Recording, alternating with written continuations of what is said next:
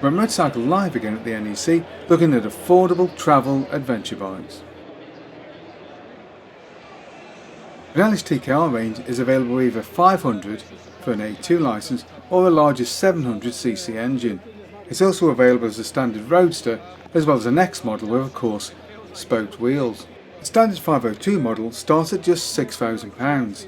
The machine is of course aimed directly at Honda's CB range, although of course it's quite a bit cheaper. But while the engine performance is a match, it's quite a heavyweight at 213 kilos.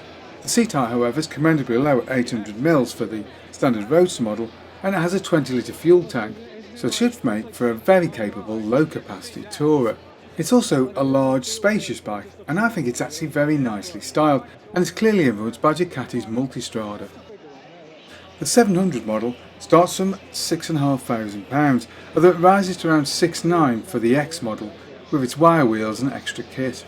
With its largest 698cc engine, the large bike is clearly aimed at Kawasaki's Versys range, and puts out around 51 kilowatts at 8,000 RPM. Dimensionally it's very similar to the 500, although on the X model of course the seat is a bit higher at 635mm.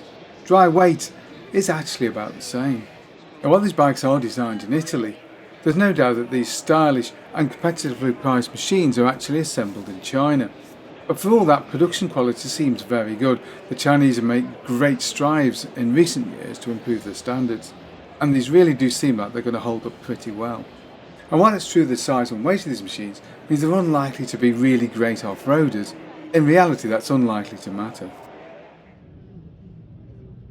BMW are of course world famous for their GS range, but it's their GS range of 800cc parallel twins that I'm going to look at today. Because in reality these are probably the best of BMW's GS range. Those big boxes are just too big in the real world if you're actually going to use the bike off-road. Now they may show people doing amazing things on videos, but those guys could ride a Fireblade off-road and make the thing look damn good.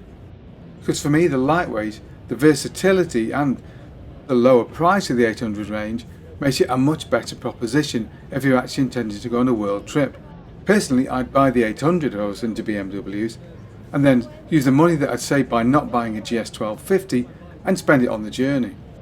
And while it's true the bikes aren't exactly cheap, at least not compared to some of the other bikes in the list here, these are BMWs, so by BMW standards they offer really good value for money, with the base model coming in around the £9,000 mark, while the Pucker fully equipped off-roader comes in at over £11,000.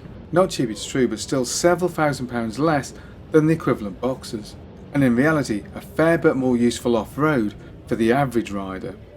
The engine used is a dual overhead cam, liquid cooled, 4 valve per cylinder, 853cc parallel twin. BMW claim 70 kilowatts or 95 horsepower at 8,250 RPM.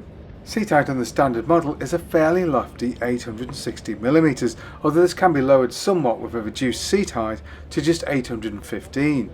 Although even without a lowering kit, various seat options will give you a range of between 835 and 890mm, so the bike should be accessible to most riders.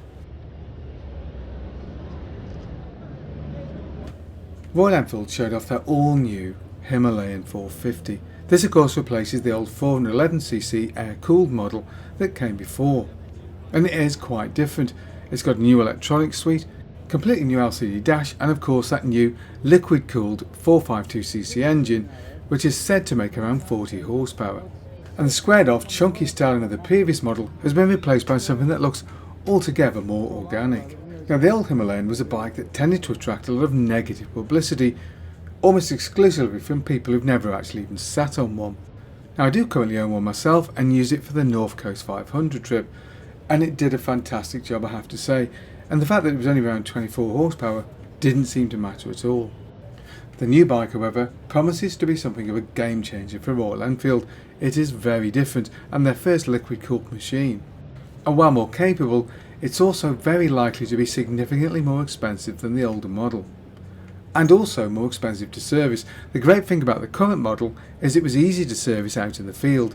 Simple overhead cam design was an absolute doddled fix and service. The new bike, I suspect, much less so.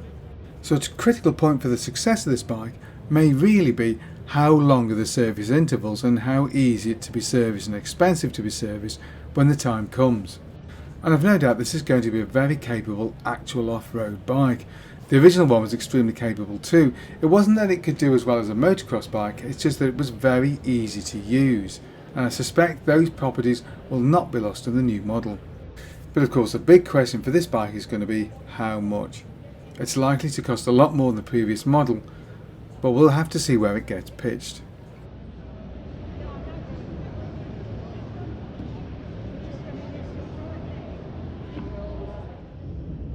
Triumph of course shown their all new 400cc models, including the Scrambler X. This stylish little Indian built machine has an engine of 398cc, with a claim peak power of 39.5 horsepower or 29.4 kilowatts at 8,000 rpm. The motor is liquid cooled, has a 4-valve head and of course a 6-speed gearbox. Now there's no doubt, given the fairly modest ground clearance and cast wheels, this is very much a soft roader, but it's a very stylish one and I think may be very successful in its attempt to attract younger riders to the fold. On the credit side, the bike's wet weight is just 179 kilos, although there's only a 13 litre fuel tank, and the seat height we thought was on the high side at 835mm, so it may put off some ladies or other shorter riders. But with its modern fresh styling and competitive price, it'll be interesting to see how the bike fares next year. Suzuki's V-Strom range had a major update last year with the introduction of the 800cc parallel twin engine, which is obviously going to replace the old V-twins.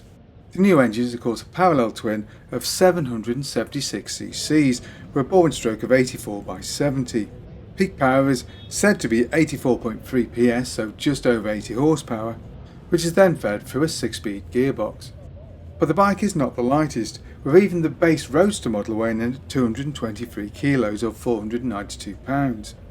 And the seat height, even for that base model, is 825mm, although handily, the tank holds 20 litres of fuel, that's 4.4 UK gallons. The machine is styled completely different to the old V-twin. Unfortunately, another big difference is that it's rather more pricey, with the base model starting at £9,699 all the way up to £12,199 for the fully equipped touring model. Sitting in the middle of these is the off-road model with its wire wheels at £10,699. And incidentally, that off-road model also features an 855mm seat height, so it's not the most accessible. And as with V-Stroms of the past, I feel the styling may not be to everyone's taste, but it definitely does give more of an 80s Paris-Dakar vibe than the old bike did. But on the subject of the old bike, that 650 V-twin does remain on sale, and it's now fairly competitively priced, with £8,200 bagging you the Roadster model and £8,999 enough to get you the XT model. Of course this is the outgoing model, and it lacks the styling and the equipment of the new one. But it's still a very good bike and extremely capable on and off road, and one definitely worth a haggle at your local dealer. I think there's a bargain to be done somewhere.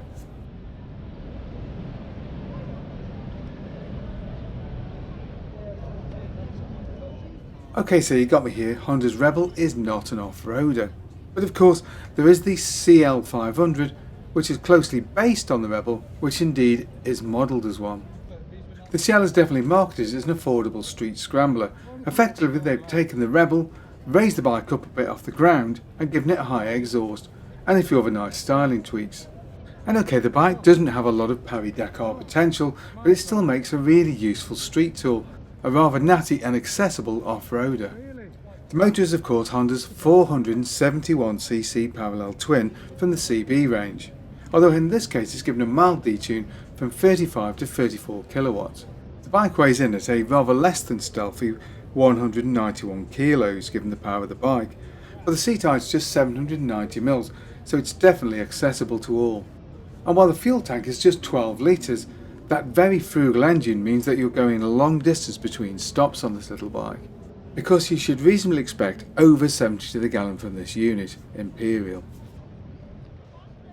The Transalp series is also there on show with its 750cc parallel twin engine, making it a very accessible and reasonably affordable unit, although it's still up there alongside the V-Strom in terms of price. so maybe stretching some people's budgets a little bit too thinly.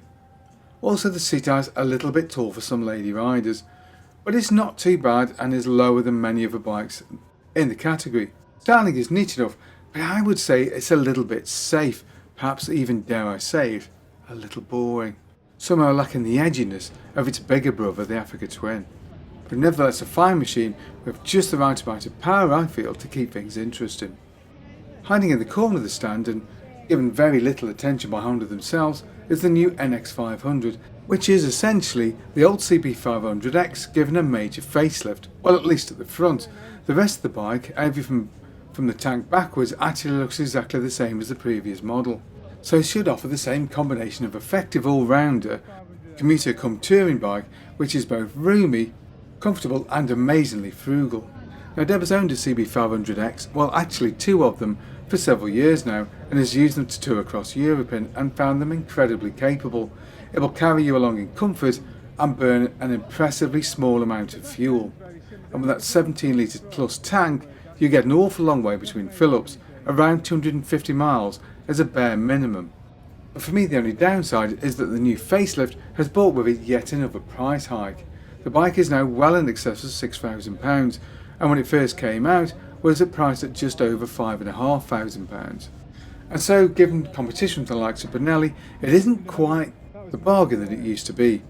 But it's still a very capable bike that will carry you over vast distances for very little money.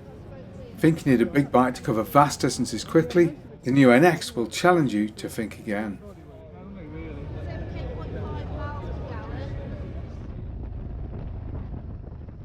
Tell us, what bikes or collections of bikes would you like to see us cover in a future video? Maybe have a bike we can use for a test ride. Either way, get in touch below. Hope you enjoyed that video. If you did, don't forget to like and subscribe, and of course, thank you very much for watching.